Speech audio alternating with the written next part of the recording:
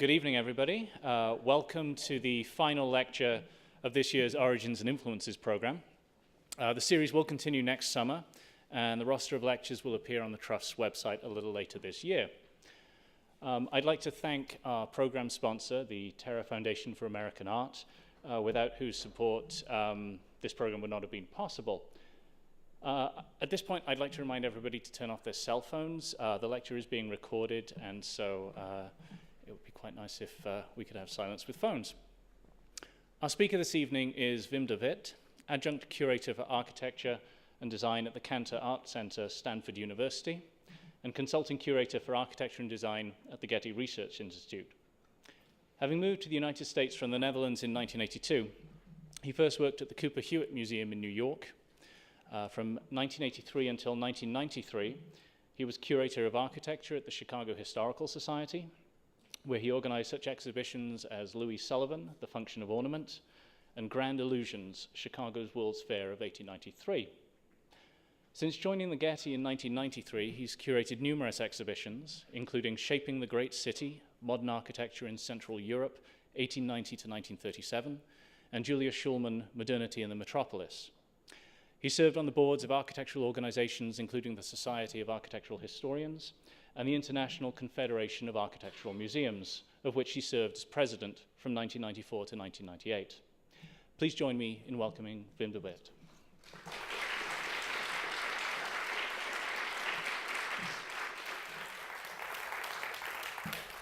Thank you very much, David, for this introduction. I assume I was told this works. It works? Okay, and then I can get rid of that. Let me put that there.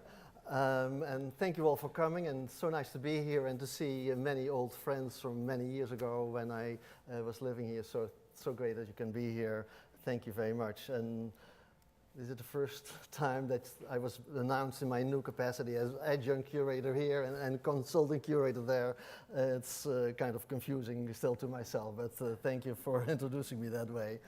I'm going to talk tonight about Frank Lloyd Wright and the Netherlands, and I called it an architectural love affair, Dutch modernists and the work of Frank Lloyd Wright. Throughout his career, Frank Lloyd Wright was a master at using the print media as a means to stay in the news. He did not need a PR or marketing department because he truly understood the power of what we now call the soundbite. Wright was willing to make provocative statements in interviews, lectures, or at press conferences that would be guaranteed to make it into newspapers and magazines, very often as the header of an article. His bohemian outfits, his for the time rather long hair, his hats, his dandy-like suits often worn under a cape, his cane and the high-heeled shoes that made this relatively short man appear taller than he actually was, all these features were often commented upon as being out of date for someone who promoted modern architecture. At the same time, however, they were sure to mark him as an quote-unquote artiste, which is exactly how he wanted to be seen. The highly composed photographs that accompanied articles about him reinforced this self-presentation and guaranteed that potential clients knew that this artist-architect would deliver something unusual, that he should therefore be allowed to be controlling about how the clients should live, or more importantly, should be given commissions for buildings which required great imagination. And you see here a photo of Frank Lloyd Wright as was published in the magazine Wending, and about which you will hear much more later on. Book publications were equally important for Frank Lloyd Wright, as they enabled him to present his theories about architecture through words, photographs, and especially his highly distinctive drawings. He was certainly not the only architect to have discovered the promotional benefits of the book. Le Corbusier, Otto Wagner, Adolf Loos are among the giants of the modernist generation who did the same. But Wright showed through both the 1910 Wastmuth publication, and you see here one of the prints out of that publication, and his autobiographies. Through those, he showed his awareness that not only his architectural work, but also his own life were worth presenting to the public at large. While none of these publications were bestsellers with the kinds of print numbers that we have become accustomed to today, The books did have a big impact, sometimes even greater abroad than in Wright's own country, the United States. In Austria, for example, the various Wasmuth publications, and as you probably know, there was more than one Wasmuth publication in 1910. The famous two-part luxury edition called Frank Lloyd Wright, Ausgeführte Bauten und Entwürfe, and a simpler, more affordable one-volume edition. A year later, the same company, Wasmuth, published the so-called small Wasmuth entitled Frank Lloyd Wright Chicago, which contained mostly photographs rather than drawings. And all these publications together inspired, for example, a young Rudolf Schindler to travel to Chicago and apply for a job in Wright's office. Schindler was later followed by his countryman Richard Neutra, as you also know. And the same happened in the Netherlands, where Robert van het Hof, an architect about whom you will hear more later in this lecture, decided to pay a visit to Wright and see his work in person. There was, however, one publication in the Netherlands, this time not written by Wright himself, but written by a well-known Dutch architect, that had an even bigger impact. That was the book Amerikaanse Reisherinneringen, a title that can be translated as American Travel Memoirs, by the so-called father of Dutch modern architecture, Hendrik P. Berlage. Wait. Oh, sorry, I switched two images. Invited by an American club, and this club is never exactly mentioned by name, that brought foreign architects to the United States to give lectures about their work and about architecture in general. Berlage traveled around the United States in 1911, accompanied by architect William Gray Purcell, a young prairie school architect who served as his guide. After returning to Europe, Berlage lectured widely about his experiences in the following year and published his travel memoirs in 1913. The impact of this book was huge. Frank Lloyd Wright was all of a sudden a household name in the Dutch architecture community. Reading the Amerikaanse Reisherinneringen, one gets the feeling that prior to this trip to the United States, the 55-year-old Berlage had never heard of Frank Lloyd Wright or seen his work, and that the strong quality of the young American architect's oeuvre took him completely by surprise. One can't help but wonder, however, if Berlage had really not ever already heard about Wright's work and seen pictures of it. We do not know if Berlage had seen the Wasmuth publication before his departure, but he must have heard about Wright through Purcell, who was, as I said, his tour guide in 1911. The two had first met in 1906, when Purcell, together with another young Midwestern architect, whose name is well known here in this region, Barry Byrne, they visited together the Dutch architect in his office in Amsterdam. It's not too far-fetched to assume that they mentioned the work of the architect they both admired so much. Moreover, the 1906 visit was the beginning of a regular correspondence between Purcell and Berlage, in which both architects critiqued each other's work, with Berlage, the older architect, being a little bit more critical than the younger Purcell, who in general seems to have praised the Dutch architect's work and always expressed his gratitude for the latter's frank assessments. They also talked about new developments in the architectural field in their respective countries, and Wright's work must therefore have come up, if not in the first meeting, as I said in Amsterdam, then certainly in the correspondence that followed. While it seems safe to assume that Berlage knew of Wright's work, we can also be sure that seeing those buildings in person was not the principal reason why Berlage wanted to go to America. Rather, he was primarily interested in the work of another American architect whose work he had admired greatly for quite some time. As has been noted by many architectural historians, the designer of the famous Stock Exchange of 1903 in Amsterdam was influenced by the work of two major architects. On a theoretical level, and here you see the interior of the Stock Exchange in Amsterdam, which, as I said, it was built between 1898 and 1903. Anyway, on a theoretical level, the writings by the German architect, critic, and philosopher Gottfried Semper taught Berlage how to treat the wall as a tautly woven surface that directly surrounded the space and out of which ornaments seemed to grow organically. On a formal level, it was the work of American architect Henry Hobson Richardson that inspired the work of the Dutchman.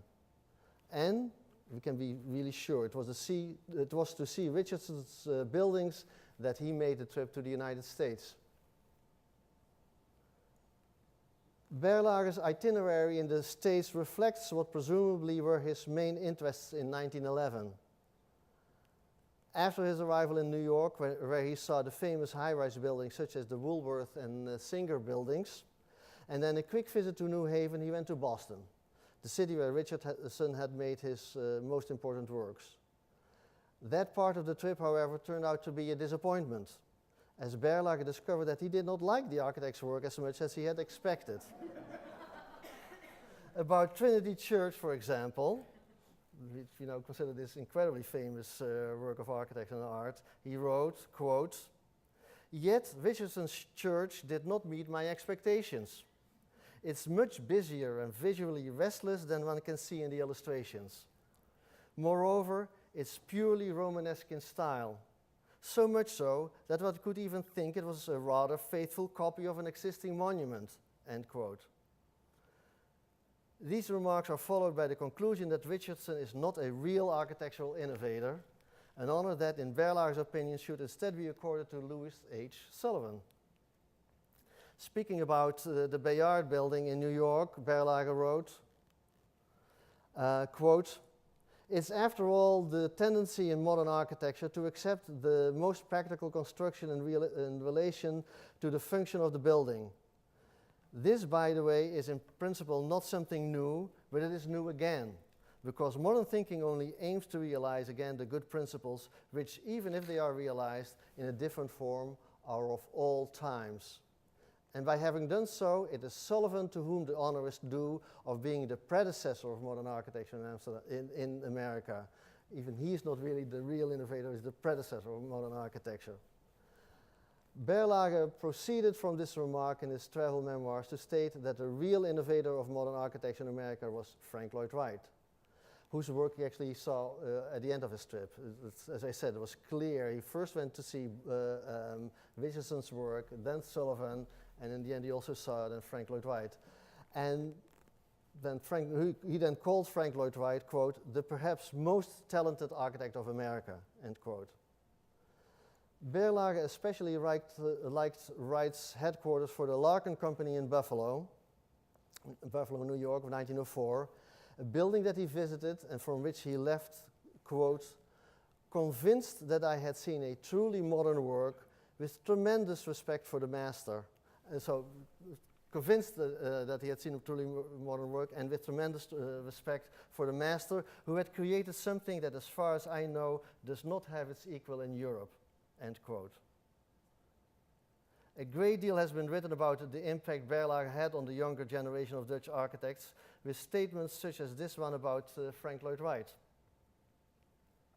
Especially Wright's influence on the architects who were associated with the Stijl movement, which included such famous artists as Piet Mondrian and Theo van Doesburg, but which also included a number of architects, as you will see very soon.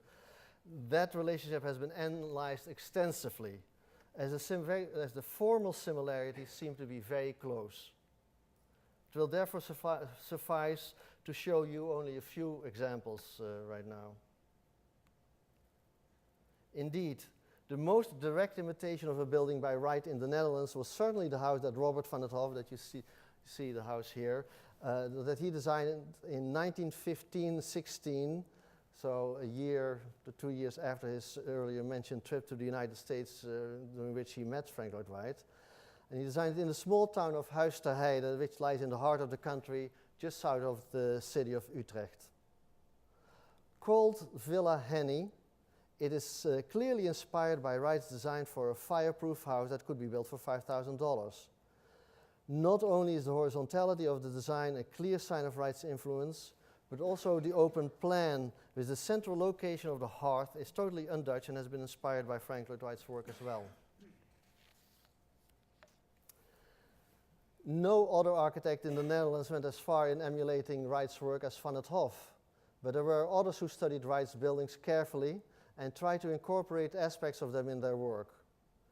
The architect Jan Wils, for instance, another early member of the Stijl group, who so greatly admired Wright's work, and especially his drawings, that his contemporaries sometimes called him Frank Lloyd Wright. He designed several buildings in 1918, including this one, and I have to apologize for the quality, but some of these buildings that do no longer exist, it's hard to find a good image online in any kind of the databases for architecture. Anyway, this one is called the Dubbele Sleutel, a combination of hotel, cafe, and restaurant in the city of Woerden, which is also in the same area as Huis ter Heide, but somewhere between Utrecht and Rotterdam, which displays a strong horizontal emphasis through window arrangements and bands of stone and overall massing, all of which seem to be drawn from the work of the American architect. If one would have to indicate, however, which building exactly Wils had copied, one would have a more difficult time and would have to conclude that one should speak in this instance of inspiration rather than imitation. The same is the case with this example designed by the well-known architect J.J.P. Oud in 1919. And you see here a factory and warehouse building that he designed for his cousins, who had a distilling company that's still a very well-known distilling company for Dutch Geneva in Holland. And this building, through its interlocking volumes and through the horizontal emphasis, achieved again through bands of windows and through small clear story windows that you can see there towards the back, that appear to lift the flat roofs of the walls. Through all of this, he shows vague references to Wright's work. Even though Oud proclaimed in the Stijl magazine in February 1918 that Wright was a genius at making the volumes of the Roby House, quote, move forward and backward and to the left and the right, end quote, and that he thus had, quote, created a new plasticity, which is the best way you can translate it, the Dutch word for plastic. He himself Oud made no effort to achieve those effects. By all accounts, Oud was too proud and too much aware of his position as a young up-and-coming designer to slavishly follow the example of another architect, even if he admired that man's work. It also should be pointed out that the buildings by Wils and Oud still look very Dutch, with walls that keep the outside out, rather than mediate between outside and inside, as Wright tended to do so well. Nevertheless, the three examples show that there clearly was an interest in Wright's work among the architects associated with the Stijl movement, but they were never as close to that work as, for example, the architects of the Prairie School were. Of this episode, then, one should probably conclude that Wright showed the Stijl architects how to realize some of their ideals, which included the creation of a cubistic architecture in which the volumes were reduced to their essence of proportion, balance and rhythm, and with plans that seem to move past one another. That's what I think is really what they learned from him. But comparisons based on physical appearance, as I just did with some buildings by the Stijl architects, is in the end not really that interesting.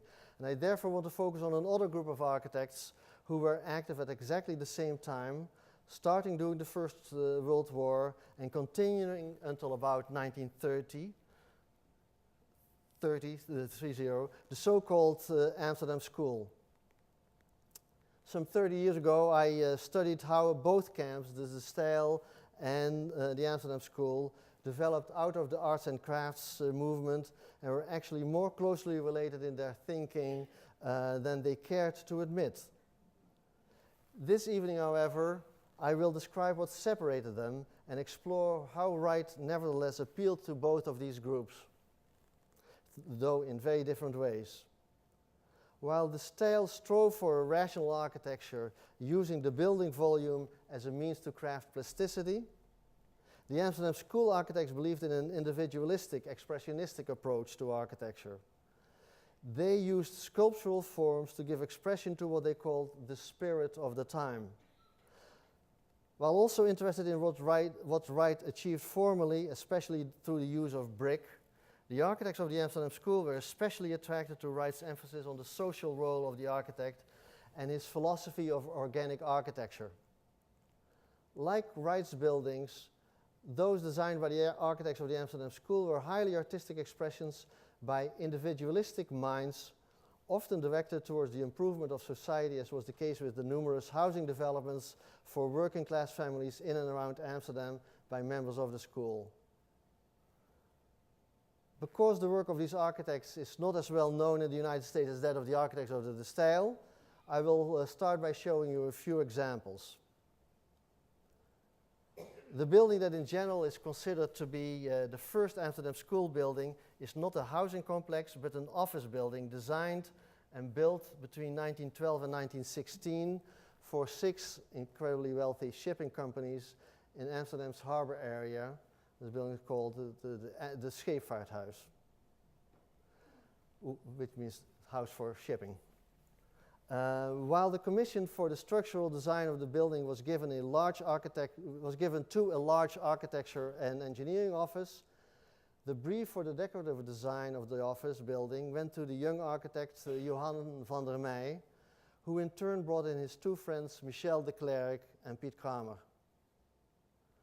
Located on a triangular site, the building is a real Gesamtkunstwerk, a total work of art, in which every detail and inside and outside was designed, often in very expensive materials, in one single unifying organic style.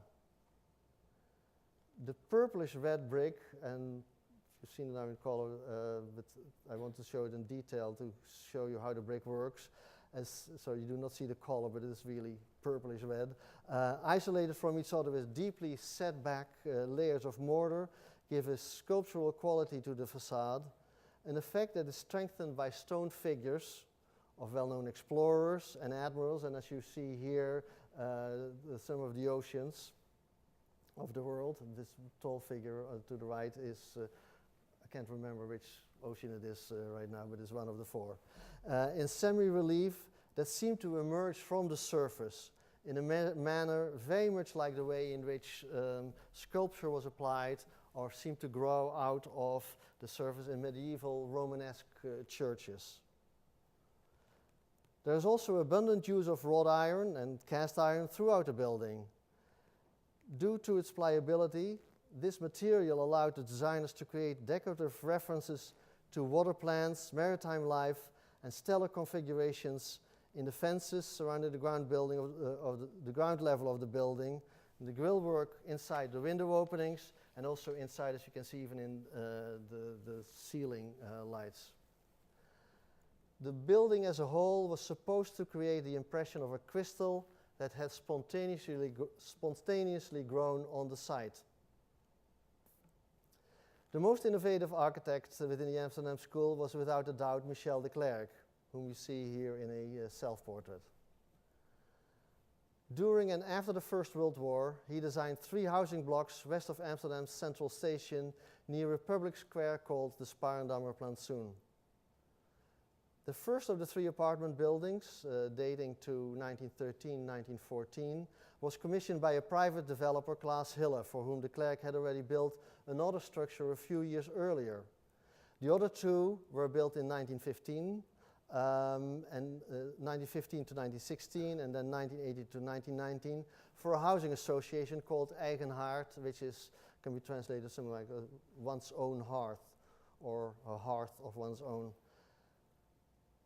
While this change of clients is a good illustration of what happened to public housing in the Netherlands before, during, and after the First World War, when private developers took themselves out of the housing market as building materials had become too expensive because of the war raging in Europe, and when cities and housing associations therefore had to fill in the gaps in this market, the 3 buildings together also show how the Amsterdam School developed on a formal level.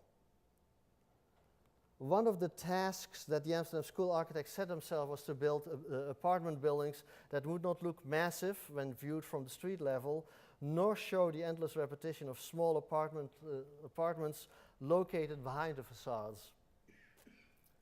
Instead, they designed buildings with facades that seemed to be draped in one decorative gesture in front of the actual structure. These three buildings show how de Klerk became, these three buildings on the spire now in Plantsoen, became a master at this design method within a relatively short time. The first block that you see here on the image has a long facade interrupted by parabolic shapes that identify the stair holes leading from the entrance doors to the attic.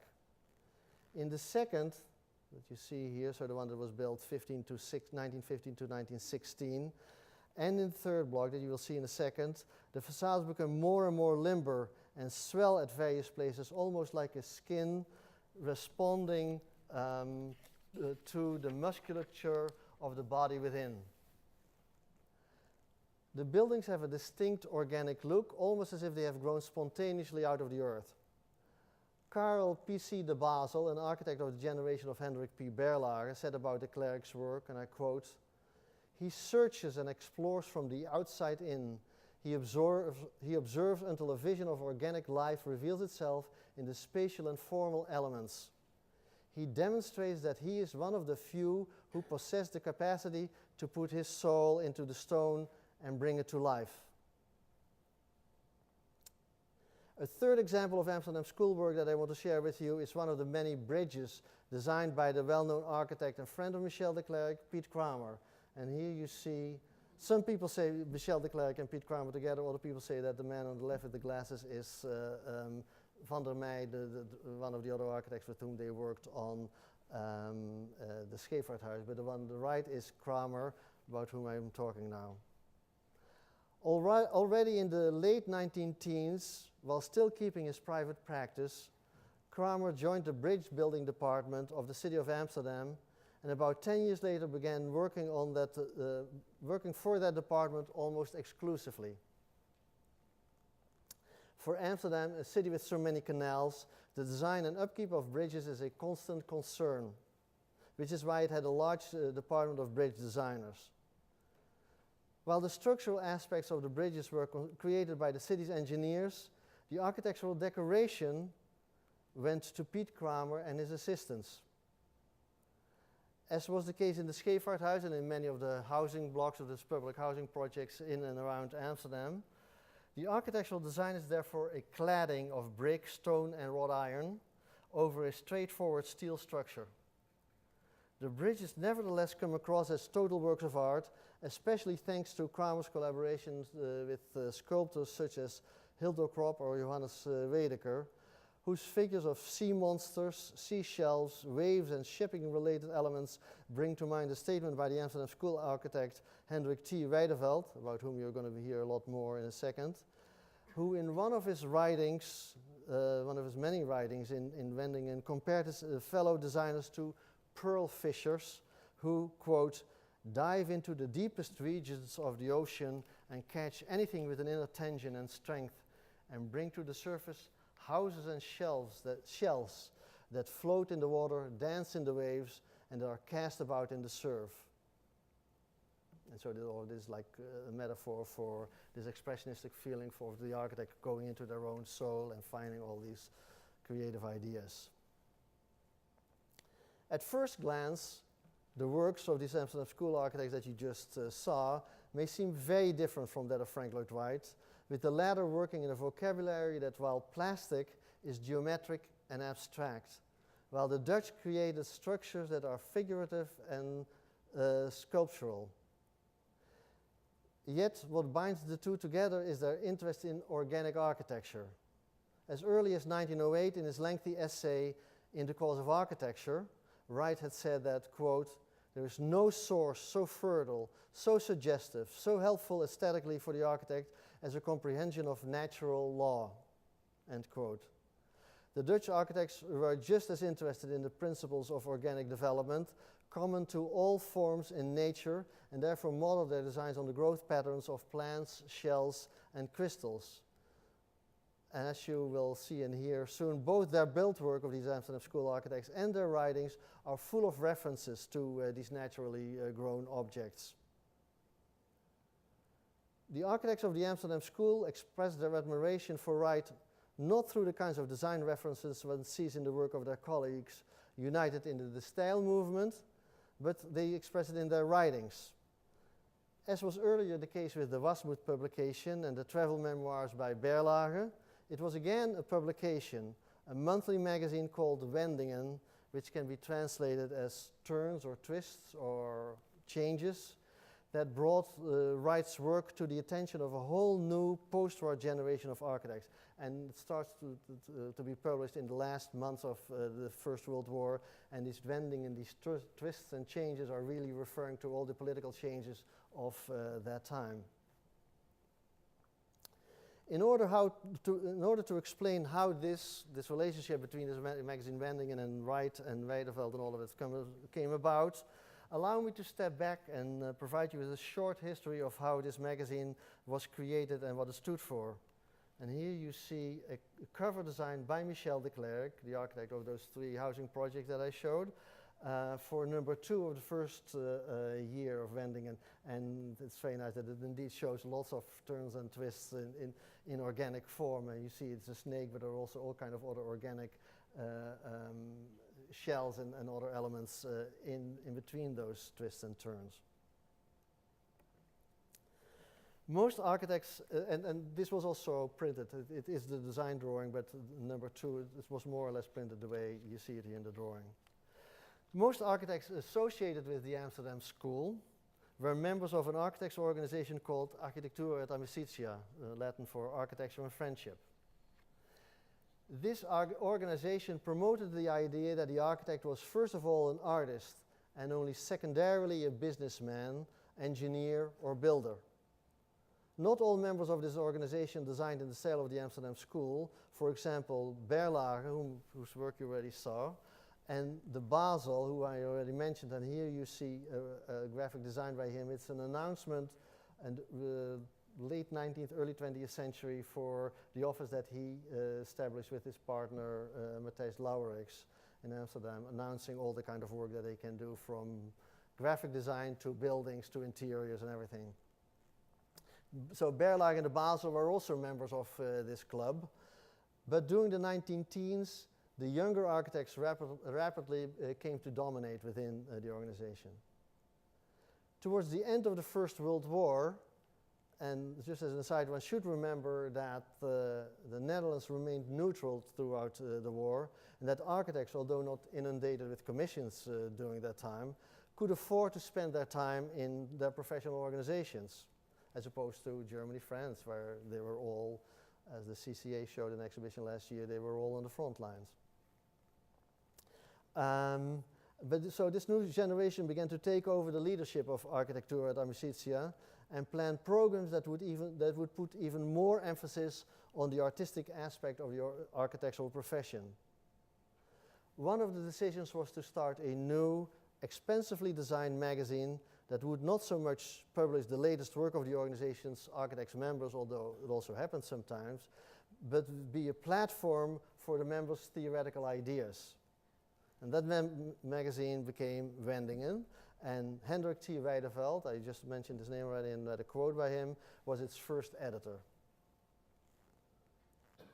Wiedewelt, and you see him here in the photo actually as I remember him in the 1970s in Amsterdam. He lived for a long time. He was born in 1885 and died in 1987, so at the age of 102. So Wiedewelt, an architect of the same generation as de Clercq and Kramer, was probably the most internationally oriented architect of the Amsterdam School.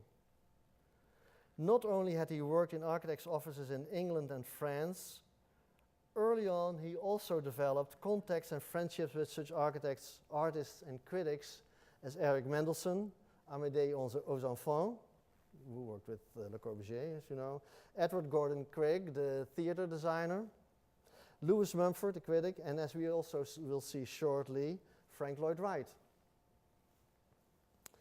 Wiedewelt had a very exuberant personality, and could easily become very enthusiastic about new ideas and was able to convey that enthusiasm to others. Many of his projects tended to be utopian in character, as you can see in this drawing, which was for a theater, a people's theater, in a park in the center of Amsterdam. Above all, he was a designer who, when he discovered something new in the work of his colleagues, could easily adapt it in his own work. And I thought just showing his stationery of the time gives you a very good idea. He really admired Frank Lloyd Wright a lot. In that sense, he was a bit like a chameleon, in whose oeuvre it's hard to discover a consistent idea. And it's also good to keep it in mind for what you'll hear later. His architectural work was therefore not of the greatest consequence. Many projects were never executed. His graphic design work, however, was very innovative, using the LED strips, which normally were used in the printer's world as negative space fillers in between words and sentences. He used them as positive shapes to create letters and decorative elements. And this may sound a little bit confusing. I'll point it out on the slide very soon. All in all, he was not so much a leader of the Amsterdam School as its promoter and promulgator. In other words, extremely well qualified to take on the editorship of this new magazine. Wiedewelt was the editor of Wendingen for a total of 7 years out of the 14 years during which the magazine was published. He used it first of all as a means to present the expressionistic ideas and thoughts about organic architecture espoused by the members of the Amsterdam School. In the introduction to Wendingen's first issue, for example, he called the architects of his time, quote unquote, the fanciful ones, who, quote, guilelessly play with the treasures of rationalism, and this is really a stab in between the ribs of Berlage, who was the master of rationalism, and they had it with that. They were going beyond that. So play with the treasures of rationalism, but play with it, and who changed rigid building volumes into sinuous architectural plasticity, end quote. Other architects expressed similar ideas in Wendingen when they said, for example, that architects, quote, must enter into a struggle with the Gauls, as struggle is their entire raison d'etre, end quote. And that's the essay called The Titanic, not the Titanic the boat, but Titanic in architecture. Or that the architectural profession requires, quote, a look into oneself, a searching for one's ability to bring together a disparate data into a free design, giving shape to the inner experience of the artistic profession, end quote. As an editor with an interest in what was going on beyond the borders of his own country, Wiedewelt also used the magazine as a stage to present new talent. For example, in 1920 already, after a trip to Berlin where he saw not only Pulzig's grosse Schauspielhaus and met the architecture critic Adolf Behne, but also learned about the incredible sketches made by Mendelssohn while he was a soldier in the trenches during the First World War in Russia, Wiedewelt devoted an entire issue of the magazine to Mendelssohn's drawings. And here you see one of the sketches that was published in the issue of Wendingen. But it was actually, this one was an early one, it's still very much inspired by Saint-Elia, as you can see. It was done in 1914, it was a factory building. He was the first, he meaning Wiedewelt and Wendingen, was the first publisher to do so outside Germany. And Mendelssohn himself has often said that the Wendingen publication was the start of his international recognition. Already a year earlier, in June 1919, Wiedewelt had published an essay by Jan Wils, remember Frank Lloyd Wright, the architect of the Stijl group, about Frank Lloyd Wright, entitled De Nieuwe Tijd, enige gedachten bij het werk van Frank Lloyd Wright, which is translated as New Times, some thoughts about the work of Frank Lloyd Wright. This is followed in 1921 to 22 with an issue devoted entirely to Wright's work, with an introduction by Hendrik P. Berlage and a cover by Elizitsky. And this is probably the most expensive issue of Wendingen. If you ever find this on the market, buy it, because it's really very valuable, because of not only the contents, but also Elizitsky's design on the cover. Published right around the time of the opening of the Imperial Hotel in Tokyo, This issue continued a bird's eye view rendering of this extremely influential building, and so it shows that Wiedewelt was in touch with Wright, but also was aware of really of what was going on internationally, and that this was going to be this incredibly important new building. Wright's work showed up in a few subsequent issues, and then in 1925 to 26, it was the subject of a series of 7 issues with essays. And here you see the title page of Wendingen, and you see another Frank Lloyd Wright, with essays by not only Wright and Wiedewelt himself, and here you see the introduction by Wright in this essay called Some Flowers for Frank Lloyd Wright, by Wiedewelt, I mean, it's written by Wiedewelt, but also Berlage, another written by the French architect Robert Mallet-Stevens, Eric Mendelssohn, J.J. P. Out, and Wright's own Liebermeister, Louis Sullivan. And here you see the beginning of that article, and which is about the Imperial Hotel, very well known, but by then it's 25, 26. From the correspondence between Wright and Wiedewelt, it becomes clear that the former had not expected too much when he provided images to the editor of Wendingen and gave him permission to publish them. However, once the issues came out, Wright was very impressed with the publication, and according to his wife Olgivanna, he always kept the 7 issues specially bound for him by Wiedewelt in one single volume. He always kept those issues near him. Wright praised Wiedewelt profusely, but Wiedewelt was soon disappointed with Wright when he learned that the latter, who, as we already have seen, was an architect who never skipped the opportunity to see his work published, had not only agreed to work with Wiedewelt, but had at the same time given similar material to the German architect Heinrich de Vries, who also in 1925 published a book entitled Frank Lloyd Wright aus dem Lebenswerk eines Architekten, which you could translate as Frank Lloyd Wright from the oeuvre of an architect. De Vries' book came out only shortly before the Wendingen issues, and therefore undermined their saleability. Wiedewelt had hoped to reach a wide international audience and had therefore included essays not only in Dutch, but also in English, French, and German. The German market now seemed to be lost to him, and he wrote so to Frank Lloyd Wright. But they actually, both Wright and Wiedewelt, were able to overcome this problem of miscommunication and continued a lively correspondence. In fact, after the publication of the Wright issues and a series of issues devoted to the work of Michel de Clercq, whose work you've seen and whose portrait you saw, and who had died unexpectedly in 1923 at a very young age of only 39. After those issues, Wiedewelt had stepped down as the magazine's managing editor and taken on an advisory editorial role, which allowed him to think more seriously about Frank Lloyd Wright's invitations extended in 1925 and 1926 to Wiedewelt to come with his wife and family to the United States and visit him at Taliesin. Originally holding off, supposedly because Wiedewelt was afraid that he might like his stay at Taliesin so much that he would never leave, Wright and Wiedewelt began in the late 1920s an exchange of ideas about an architecture school or university that Wright wanted to establish, possibly in Chicago, otherwise at Taliesin.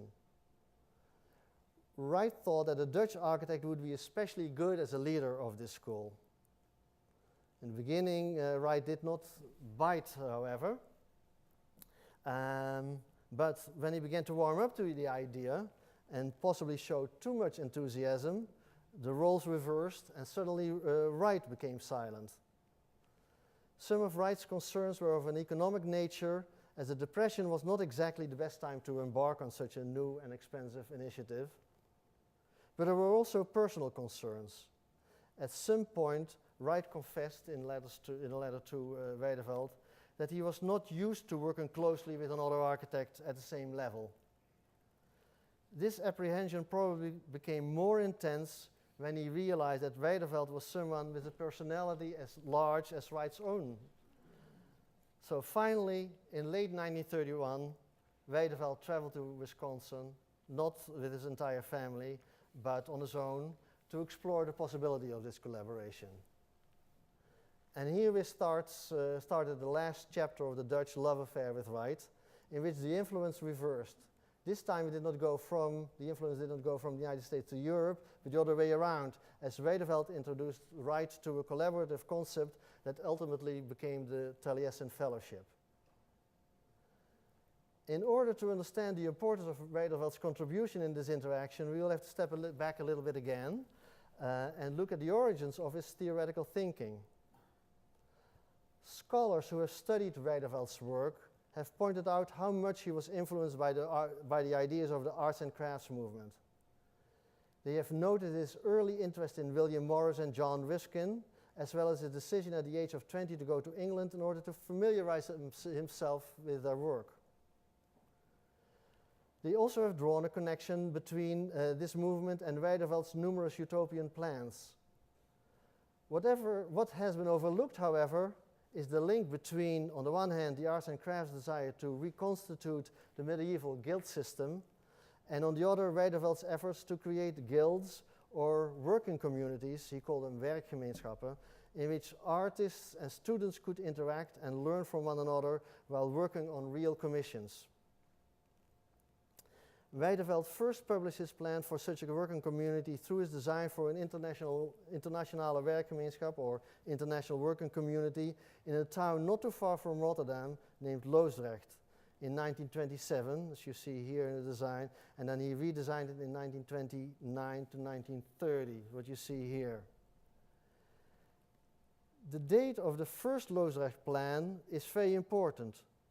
Only a few months earlier, in late 1926, the Bauhaus, another descendant of the arts and crafts movement, had opened its building in Dessau to great acclaim. And Wiedewelt, who I said always recognized great ideas, was very impressed. The first Loosdrecht plan, and look carefully how the building, the Dessau building, what it looks like. The first plan for Loosdrecht shows how he tried to create his own version of Gropius's design. So this is just another view of the same building that you saw in the earlier slide. One can see the same meander-like arrangement of the building masses, the same separation at the ground level of two main bodies by an underpass, and the same placement of the director's office in the overpass.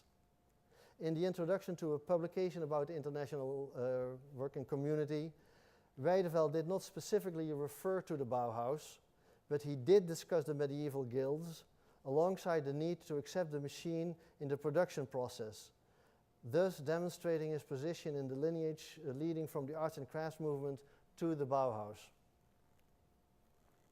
Wiedewelt's project would have been no more than an interesting footnote in the history of architecture had the Dutch architect not taken the idea for such a werkgemeenschap with him to America when he went there in 1931. In their book, The Fellowship, Roger Friedland and Harold Zellman explain how Wiedewelt, with his eternal optimism, managed to convince Wright to change his plans for a University of Architecture school to be located in the so-called Hillside Home School, which you see here, a Wright-designed structure near his own house where his aunts had originally worked as educators, to change that plan for that school into the Taliesin Fellowship. In his letters from that time to his wife Ellen, Wiedewelt also explained how this change in Wright's thinking came about. On December 3rd, 1931, Wiedewelt wrote to her, quote, "I showed my booklet about the International Werkgemeenschap, from which those images come that I showed you earlier, to him and read him the program out loud."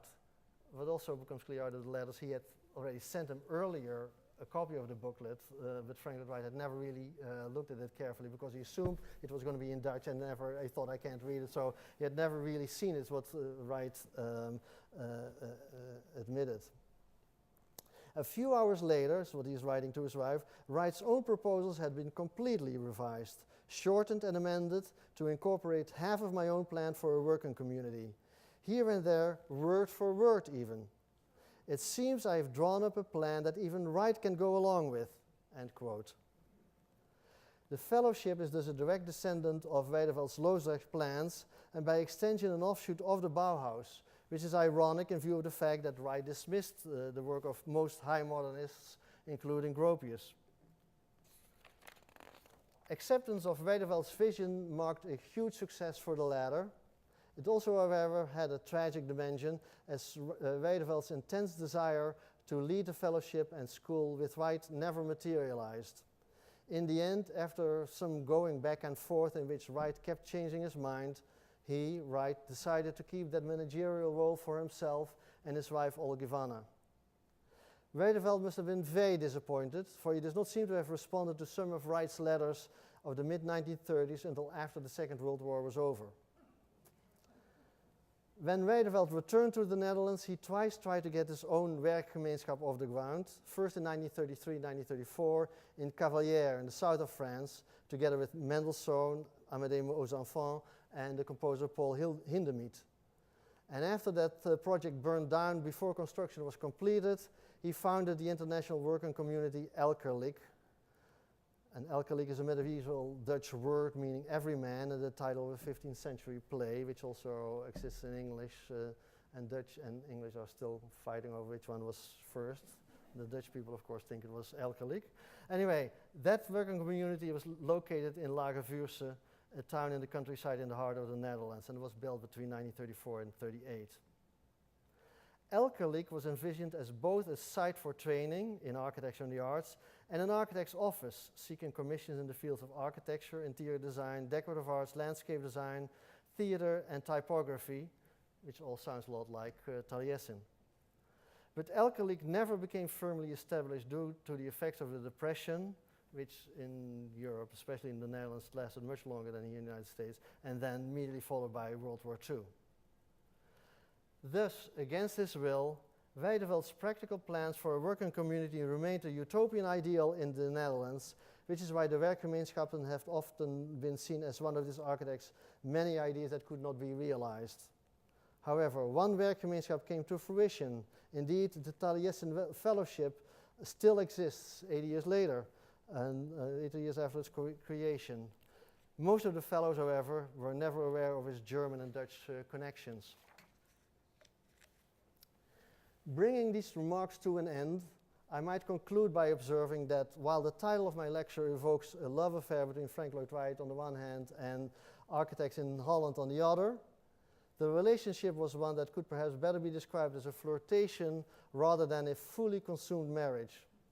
Some architects, especially those associated with the style, were enamored with Wright's formal solutions, which enabled them to imagine how to design floors and walls that extended into and incorporated space, while the architects of the Amsterdam School were mostly interested in Wright's theories regarding organic architecture and its role in society. There was only one architect who would have loved to join Wright and live and work directly with him, but Frank Lloyd Wright was probably correct when he broke off that courtship. Their personalities were too similar and would probably have crashed very quickly. In my opinion, the real importance of this interaction between Wright and the Netherlands lies in the increasingly successful role that international publications played in the bridging of gaps between architectural worlds on different continents. Today, any architect of significance has his or her work published in Japan or Germany. In the early 20th century, however, the lines of communication were still very tenuous. Transatlantic letters took several weeks, and telegrams were very expensive, forcing the writer to be very brief in what he or she wanted to convey. Most architects could not afford to have their work published abroad. In a modern world in which architects can present their work to a worldwide audience and get commissions in countries many time zones away, it's hard to imagine how difficult it was for architects who wanted or needed to expand their territory, for example, because the potential clients in their own country may not have understood or appreciated what they were trying to do. Thanks to a number of architectural journals and books, and thanks to the improved printing technology for photographically illustrated publications, and above all, thanks to Wright's media savvy, the architect's work became known in Europe at a pace that architectural professionals of the previous generation, for example, Richardson and Sullivan, had not been able to achieve. Wright stands thus at the beginning of a development specific for the 20th and 21st century and is a true modern architect in that regard. Thank you very much.